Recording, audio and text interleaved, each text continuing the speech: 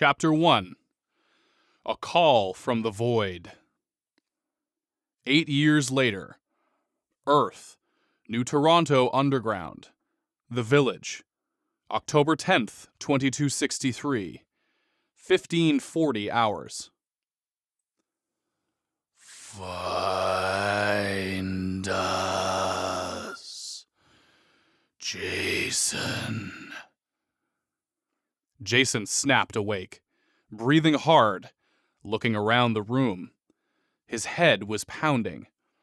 He could swear that he'd heard something muttering to him, like a thread of his nightmare had followed him into waking life. Clammy sweat dripped from his face as he sat up, trying to slow his breathing, blinking away the afterimages of his terrifying dream. Maybe the whispers had just been his imagination. But then, the strange voices began again, filtering into Jason's mind like a cold graveyard mist. Terror clenched his heart as they said, "The ascension will soon be at hand, and your participation is required." "Ascension?" Jason asked. What does that mean?" "Time is short. Your presence is critical. Find us, or we will find you." The ethereal chorus continued in his mind. Jason recognized these voices. He'd been hearing them for years in his dreams, though they'd always been indistinct and hard to understand. But unlike any other time before, he was hearing them now while he was awake, and that scared him most of all. "Abaddon?" Jason breathed. "Yes. We are your creators. From your beginning to your end, you must find us." Oh, shit. With trembling fingers, Jason reached behind his neck and gripped an implant attached there. It was mounted right above a strange spiral sigil, a barcode and identifier text that read, Subject 107, that had been tattooed onto his skin long ago. Jason twisted a control knob on the device, allowing drugs loaded into the neural inhibitor implant to flood his system, calming him down. "Find us before the final sacrifice. The ascension must commence," came one last cacophony of whispers. But as the drugs worked their magic on whatever part of his brain was receiving them, the swirling voices of the ABADDON beacon dissolved into nothingness. Jason began to breathe more easily, and the tightness in his chest slowly relaxed. The drug, osmium, was an addictive psychoactive substance, but it was very effective at helping Jason sleep through his fitful dreams, plagued by his distant memories of the obelisk in the labs, and far darker visions that he tried his best to forget. As Jason's migraine eased, he swung his legs over the side of the cot that he'd been using to nap, glancing around the room. The prefabricated polymer walls were hung with robot parts, cybernetic implants, old vehicle engines, all manner of technologies and machinery from various eras. The area rumbled with the passing of a nearby spacecraft outside. So did the repair shop and everything within it, as suspended automaton limbs jangled against empty vials that had once contained valuable pink nanogel, something that they desperately needed to refill. That triggered a question. Where were David and Sam? Jason, come on. We gotta go, came his brother's impatient voice from the direction of the workshop's double garage doors, which were open to the street so sunlight could filter inside. Jason's gaze snapped up, spotting David by the door. Oh, shit, I slept in, didn't I? He said. Jason had been resting up before a salvage job, and as he glanced at the chronometer on the wall, he was late. Very late. Yeah, you overslept again. Come on, they're all waiting for us, David said, one hand on the vertical sliding door, the other holding the strap of a large bag of expedition gear. I let you rest as long as I could, but we're out of time, brother.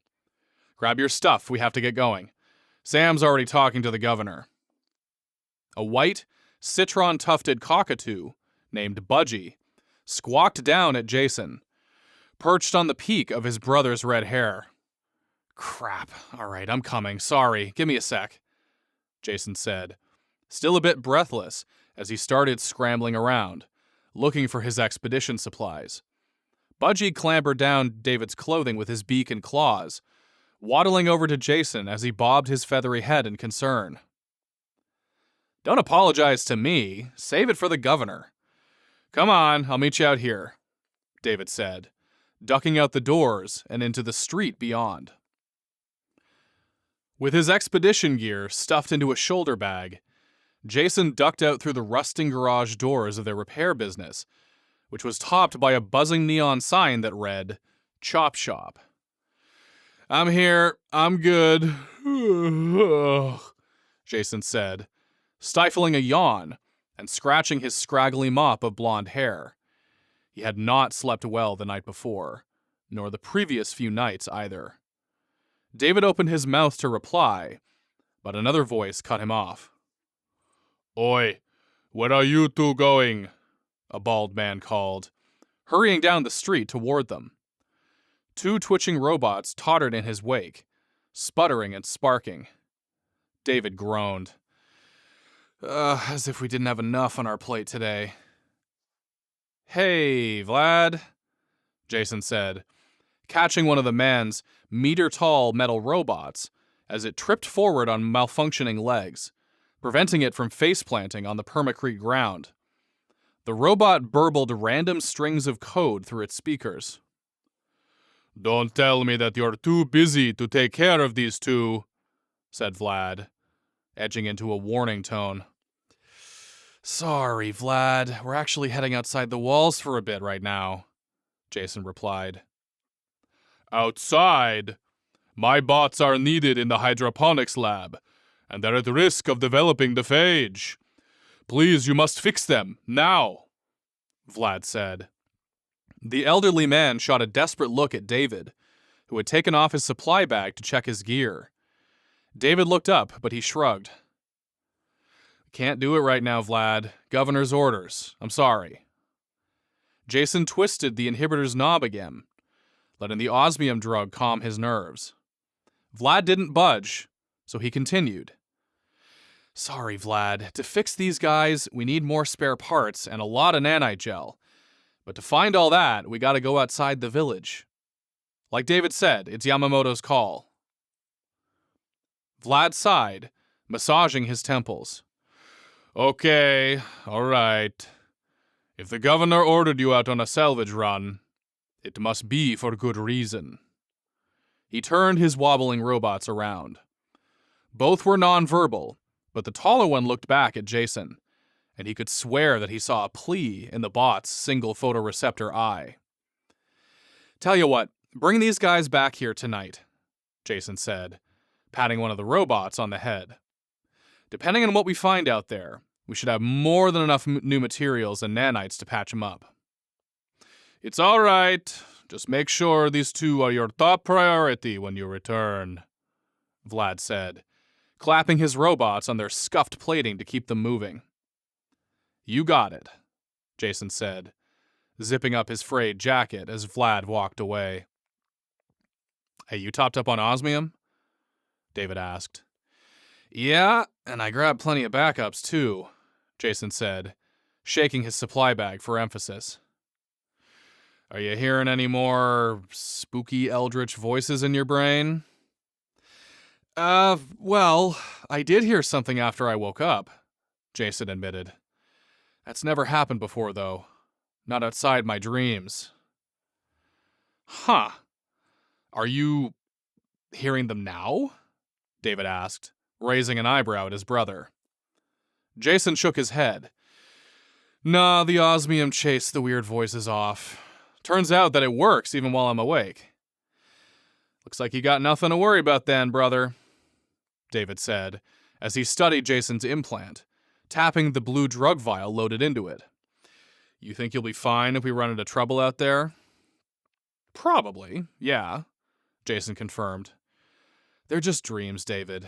It's pretty scary stuff, but nothing can find us down here in the underground. Not even ABADDON. Obelisks can't move, right? You got that right.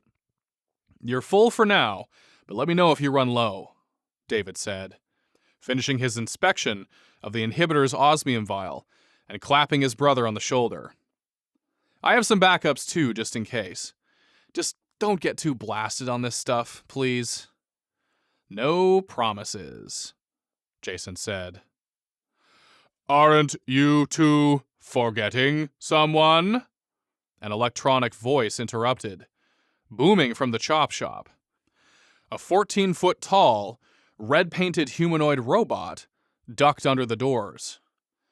The automaton stretched his massive limbs and piston-driven legs like an old man with a rumble of clanking gears, and tossed a huge net of burlap salvaging bags over one of his massive pauldrons, which he must have been busy searching for in the rear storage room of the chop shop. Oh, whoops, said Jason, looking sheepishly up at the giant metal man. Sorry, Talos. We were waiting for you, I swear. Talos pointed a massive metal finger at them, eliciting a warning flap and squawk from Budgie, who was once again sitting on David's head. You two are always moving so fast. Slow down and enjoy life's smaller pleasures. Your flesh prisons will eventually wither and die, while I will get to deal with the boredom afterward. Ugh, thanks for the existential dread, Bolthead, David said. Budgie bravely took off and landed on Talos's finger, locking eyes with the automaton's photoreceptors in their usual staring contest. Jason caught the roar of multiple spacecraft over the water, leaving for other Earthside habitats like theirs or off-world. Among them was a civilian hauler converted into a troop ship, bound for the faraway battlefronts of the Solar War, which had already been ongoing for several years. All right, enough sightseeing. Let's get over there, said David, gesturing to the village's 12-foot-tall east wall gate, several hundred meters away between stacks of prefabricated shanty dwellings, rising up on either side of the main street. Several people stood in front of the gate, waiting for them, including Sam. The brothers headed out with Talos bringing up the rear, and Budgie landed on the robot's gigantic shoulder guard. The street was bustling with activity. Village residents worked at nearby food stalls and fabrication buildings, and others arranged themselves for afternoon prayers. Work coveralls, jumpsuits, and casual wear flapped from lines strung across the road. Even children above the age of 12 worked non-critical jobs when they weren't in school. Several kids from the nearby playground approached Talos, hanging onto the automaton's piston-driven legs as he lumbered past. He grumbled and growled at the delighted, screeching children through his vocoder, but that didn't stop them from climbing him like a jungle gym. Gas-based engine fuel and food smells wafted past Jason, mixing with the familiar stench of livestock and manure from the village stables, which stood beside the vertical crop-growing structures and hydroponics building. The combination smelled like home, the only true one he'd ever known. Artificial sunlight radiated down into their underground sublevel at an angle through the concourse's support pillars, providing a view of the lake and the air traffic outside. The sun's heat felt good on Jason's skin. Most of New Toronto's vast, cake-like superstructure was above water level, but anything below the habitat's topmost city surface level was still considered to be underground. Oh boy, the dome is having more problems today. Look, David said. Jason looked across the sparkling lake water far below that stretched many kilometers away to the habitat's outer wall, which projected an atmospheric shield dome that insulated the city-arcology from the toxic superstorms raging across the hellscape beyond. The dome also displayed an artificial sun on its inner surface that mimicked the real sun, hidden behind dense clouds outside. But several sections of the energy dome were flickering, fading in and out of existence. Visible wisps of the radioactive storms beyond the translucent barrier were carried in by fierce winds before the shield segments reinitialized, which then malfunctioned again in a loop. As Jason watched, several repair spacecraft rumbled overhead, aiming at one of the gigantic generators mounted atop the dome's projection wall. Jason pointed them out. See? Feds are on it. Yeah, but how much fallout are they letting inside before they fix the bloody thing? David grumbled. Another massive repair vessel roared right past the village, barely 200 meters away outside. Through its open bay doors, Jason spotted teams of rad-suited workers and industrial robots, preparing to work on the wall's dome generators. Many of them didn't look much older than he was. But the workers made no indication that they could see any sign of the tiny secret settlement nestled into the city's sublevels as their ship roared past.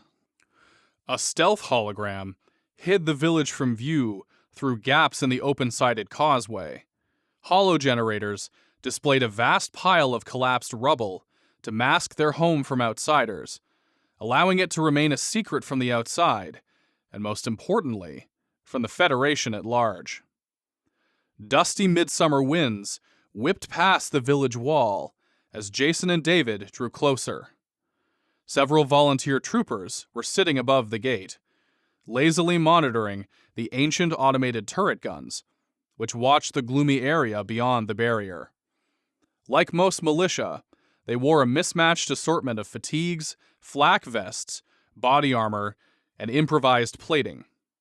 Much of their gear dated back more than a century, to the time before the Great War had rendered the planet nearly uninhabitable. The village's two de facto leaders were waiting for them, Governor Julian Yamamoto and Security Chief Josiah Mendez, speaking with three of the settlement's militia guards. Sam stood with them, deep in discussion with Yamamoto. Like David, she was a couple years older than Jason, and very fit from their expeditions into the Undercity's depths. Her background was mixed, Caucasian and Asian, but Sam had always been tight-lipped about her origins. Governor Yamamoto was tall, sporting a goatee and graying hair, with rough working hands and dusty work boots. Mendez wore an eye patch and held a cane in his gnarled, hairy grip. No one knew who Yamamoto had been before he'd founded the village many years ago, but he ruled with a stern, fair hand, and he'd brought Mendez in to keep the peace. Most villagers were fine with this arrangement. Yamamoto's benevolent autocracy was far better than the dangers of the UEF's wartime terror state of surveillance over the city above. Yamamoto offered a fresh restart on life for a lucky few, one that many gladly took. Mendez tapped Governor Yamamoto on the shoulder as the salvagers arrived, and Yamamoto turned to regard them. "Glad you could finally join us." David nudged Jason. Someone overslept. Sam eyed Jason, but when he simply shrugged, she gave him a small smile and a wink. Yamamoto spoke with a slight accent, holding a scuffed data tablet with a large spreadsheet open in its primary window. "I see. Well, now that you're all here, as you probably know, Quartermaster Bilby has asked us to ramp up salvage operations for more spare parts and advanced nanite tech. We need them for our big list of repairs, including the hollow shield.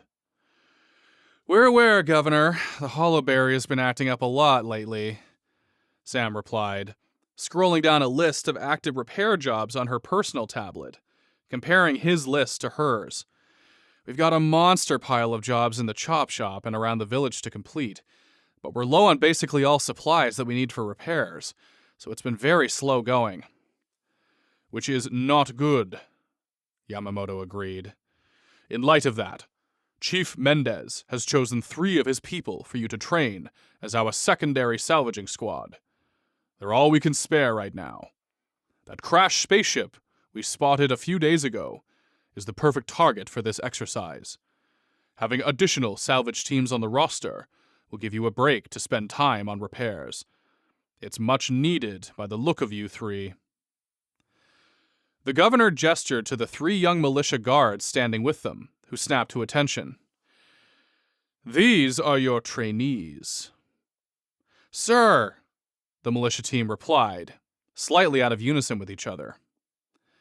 Have any of them ever been outside the walls? David said, looking skeptically at their young recruits. All 3 militia looked troubled at this question. Mendez answered for them in a rumbly voice. No, they have not. Your job is to make this first excursion a successful one for them. And bring back as many valuables and supplies as possible, of course. I see, David replied, his eyebrows raising further. To Sam and Jason, he murmured, babysitting these 3 out there will be very risky. Sam shot him a dark look, but Jason could tell that she didn't disagree.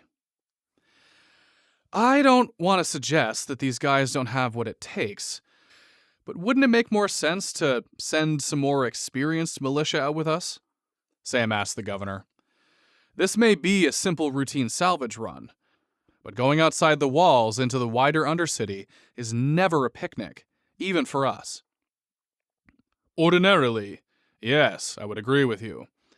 But these 3 are nimble, well suited for climbing around in the deep ruins like you 3 do, replied Yamamoto.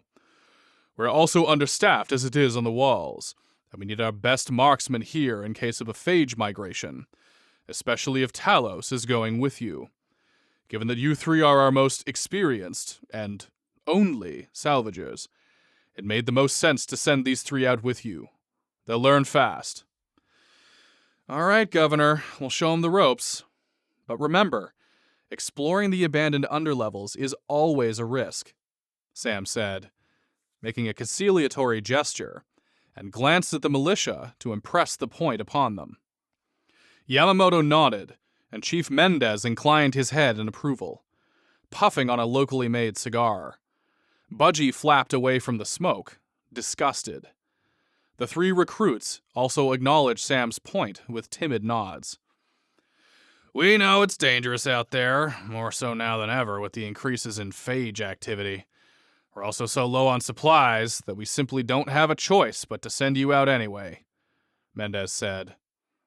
One of the militias raised a shaking hand. Yes? Sam eyed him. Are there gonna be, hostiles out there? The scared, olive-skinned kid asked, clutching a long, outdated rifle. Jason thought he looked far too young to be guarding the village walls, let alone joining an Undercity salvage run.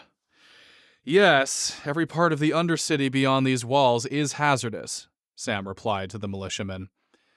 We've seen everything out there. Phage-infected people, robots, dissidents, criminal gangs, mercenary hideouts, and plenty more. You've seen the numbers when a phage migration hits the village, so a big part of the job out there is avoiding trouble. But if we encounter anything robotic and an uninfected condition, we'll add them to the salvage tally. You're, Mayweather, right? Yes, ma'am, said Mayweather. Sam's fine, Sam corrected, smiling. Right, Sam. You probably know these other 2 hooligans already, Santiago and Soo-hyun, Mendez said, gesturing to the 2 remaining recruits. You're under orders to do whatever you say. Bring him back in one piece, you hear? We don't have a big pool of replacements. Behave yourselves, you 3. Yes, sir, the militia replied, saluting. Budgie hopped from shoulder to shoulder, harassing everyone. Soo-hyun reflexively brushed her hair behind one ear and kept stealing glances at Jason, which made him go red in the face. We'll bring him back, same way we found him, Sam replied to Mendez, checking the battery of her short, vicious blade, which was slung in a magnetic holster. We haven't lost a man out there yet. I wouldn't expect anything less from our best expedition team, Mendez said. And do keep an eye on the time while you're out there, Yamamoto said. I don't want anyone outside the walls after dark, especially when the infected are more active down there in the deep ruins. Sure, they probably won't come after such a large group though, sir, Jason pointed out. The phage bearers out there haven't given us much trouble lately, especially with Talos watching our backs. And you organic ingrates don't even pay my protection tax, Talos said. His trio of eye lenses flashed in aggravation. You don't have a protection tax, Sam snapped. They don't know that, the towering robot hissed, jabbing a finger at their recruits. When are you finally gonna fix his personality matrix? David whispered under his breath to Sam. She raised an eyebrow at him. Whoever said anything about fixing him? Talos is perfect. The giant robot leaned over David, casting him into complete shadow. I heard that, human. All right, open it up, people. Keep an eye on the perimeter, Mendez said, signaling to the guards, who moved to the gate controls. Jury-rigged mechanisms came alive, and the sheet metal slabs began to scrape open. Let's get you all underway, and be careful out there. Bring back as many supplies as you can, please. We really need it, Yamamoto emphasized. Will do, Governor. Don't you worry, said Sam. The gently curving causeway tunnel edged into view beyond the gates, lit sporadically by sunlight filtering in between the massive support columns on the outer side. Structural collapses had made huge sections of the 60-meter-tall concourse impassable, blocked by mountains of rubble from high above. The village had been intentionally set up in one of the most stable parts of the arcology's peripheral undercity rings, but that was slowly changing over time as the gigantic habitat degraded.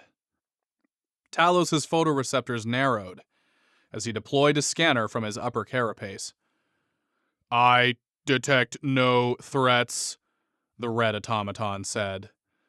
With a flurry of sliding armor plates, his arm transformed into a brutal-looking plasma cannon. But I hope I do. The 3 militiamen froze, glancing at Talos in apprehension. Sam put a hand on the mighty weapon, making Talos lower it. That's unnecessary right now, big guy. Despite Sam's assurances, Santiago, Mayweather, and Soo-hyun gripped their weapons tighter, staring into the dark expanse beyond. Jason gave them an encouraging smile. As dangerous as these salvage runs can be, remember that the more stuff we bring back, the more ration cards we get. Soo-hyun blushed as Jason stared into her eyes, before he looked away quickly. Really? She asked. David thumped his well-developed pectorals. How do you think I ended up looking like this? He boasted to the militia. Salvaging pays well in protein, you know. Sam rolled her eyes. Your head is as inflated as your chest, hacker man. Jason hesitated as the rest of the group began to move toward the gate, one hand on his forehead. Despite multiple hits of osmium coursing through his system, his head had begun to hurt, and he felt chills run up his spine as his mind returned to his earlier post-dream experience. The ABADDON beacon's words remained with him. But there was no cause for alarm. The osmium was working. ABADDON couldn't get to him through the wall of drugs protecting his mind. Sam put a hand on his shoulder. "Don't worry, Jason," she said, with a reassuring tone, as David led the militia into the gloom, followed by Talos. "You sleep all right?" "Not really, Sam.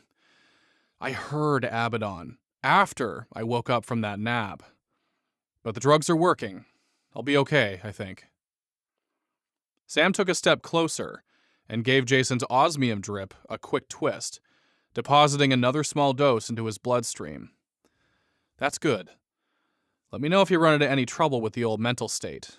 I'll keep an eye on you out there." "Thanks, Sam."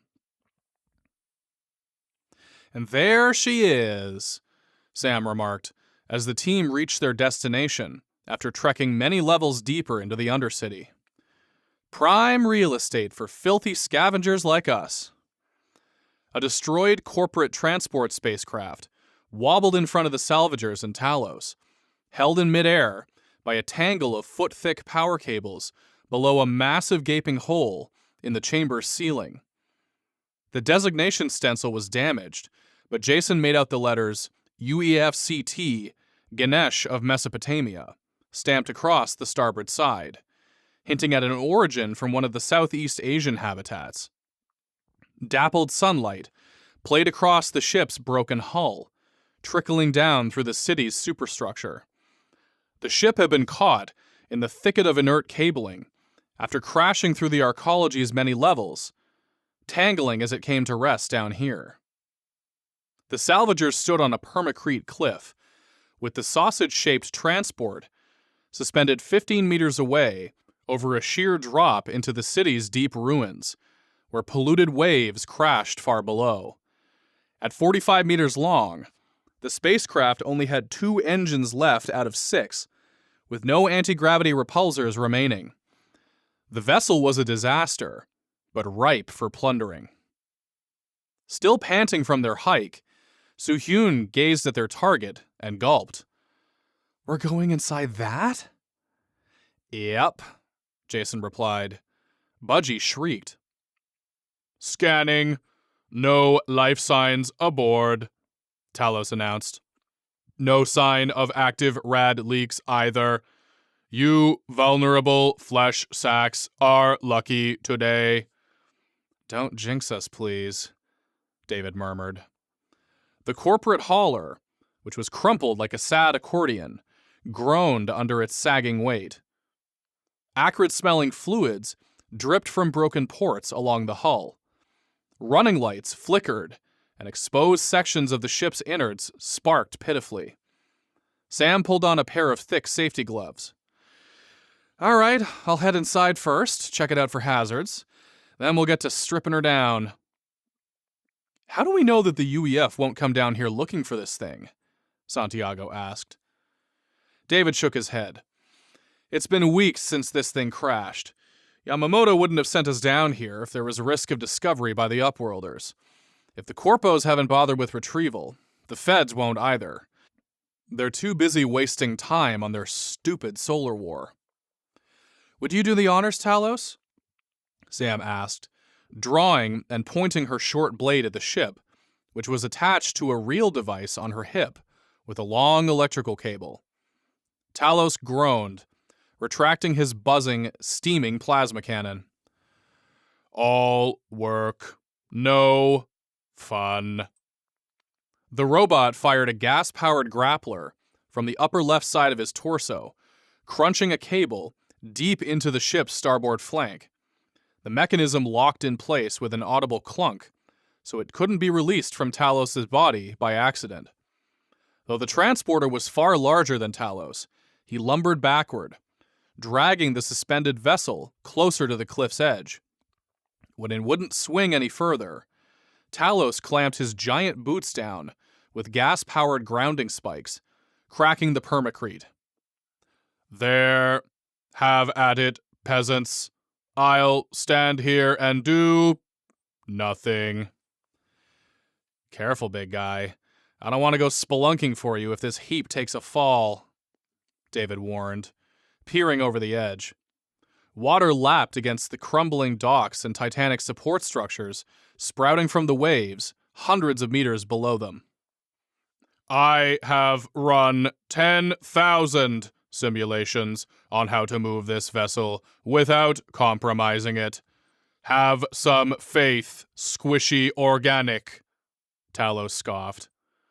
How do we get inside that thing? Suhyun asked. Like this, Sam said, pulling on a pair of goggles and a respirator. She took a running leap off the broken cliff edge, graceful as a cat, hurling her blade at the spacecraft. Sam's stubby rectangular sword magnetized to the hull's metal surface with a quivering snap. She hung on the blade's attached cable beneath the spacecraft's ravaged flank. Then her hip-mounted cable reservoir reversed, dragging her upward. Everyone watched as Sam grabbed her magnetized blade's hilt and planted her boots into outcroppings on the hull. Ignoring the crashing swells far below, she attached a safety line from her belt to the ship's hull with a big carabiner clip. Once secured, Sam held on with her free hand and triggered her phase sword's secondary mode, snapping it off the hull as the magnetic field switched off. The edges of the blade flared to fiery life, allowing Sam to carve through 12 inches of ablative hull and circuitry like it was a plasma torch. That's crazy, said Santiago, looking to Jason for confirmation, who shrugged. She does this stuff a lot. You'll get used to it. I think I'm going to need a change of pants if I'm going in there, said Mayweather, watching Sam carve into the ship. Well, then you better have brought 'em, Jason added, grinning. The three militia exchanged glances. David raised an eyebrow. After a shower of sparks, Sam removed a square of metal from the hull and hollered, "Be right back, everyone." She pulled out a scanner and crawled inside.